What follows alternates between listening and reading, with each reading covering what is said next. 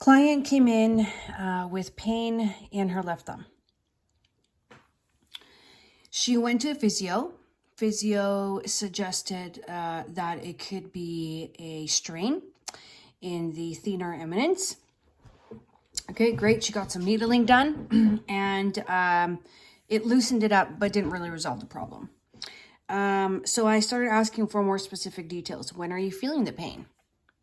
What does the pain feel like? You know, is it sharp? Is it shooting? Are you getting any sort of numbness? Is there any sort of bogginess? Yes. In the morning, she feels like it's a little bit swollen. Okay. She's not sure how it got started. It kind of started randomly.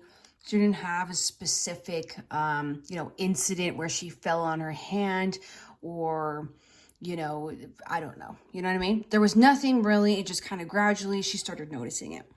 The pain was achy, and she said that she had a hard time understanding what numb would feel like. So, okay, fine. That's what we came with.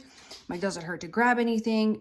She said, yeah, it feels like I can't always do what I need to do with my hand. Okay, no problem.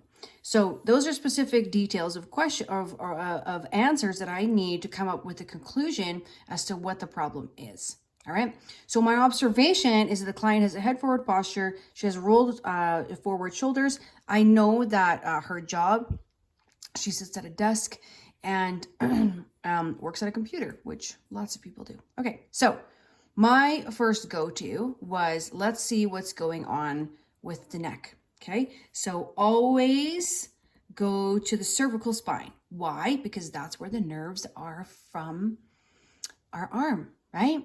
So because there's no incident that happened, my mind is saying to me, it's probably not a strain. I'm not saying the physio was wrong, but I'm thinking it's probably not, because otherwise there would have been some sort of incident that muscle really got hurt.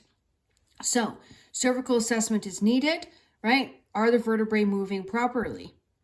Then my second go-to was TOS, thoracic outlet syndrome. So I did the quick assessment.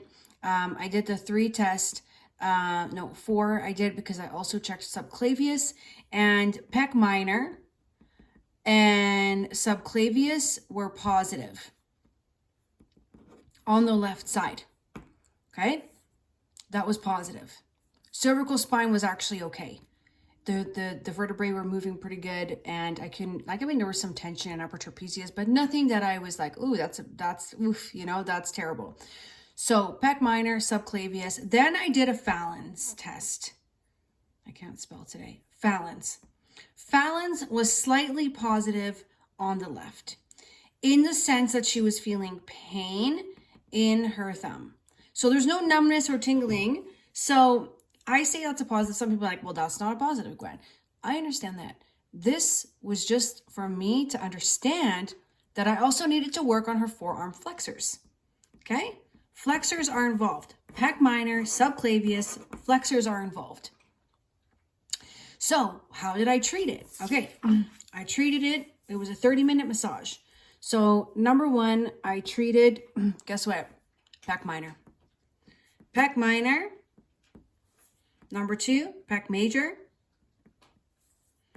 As I was treating these, client said she felt the referral pain into her thumb, into her left thumb.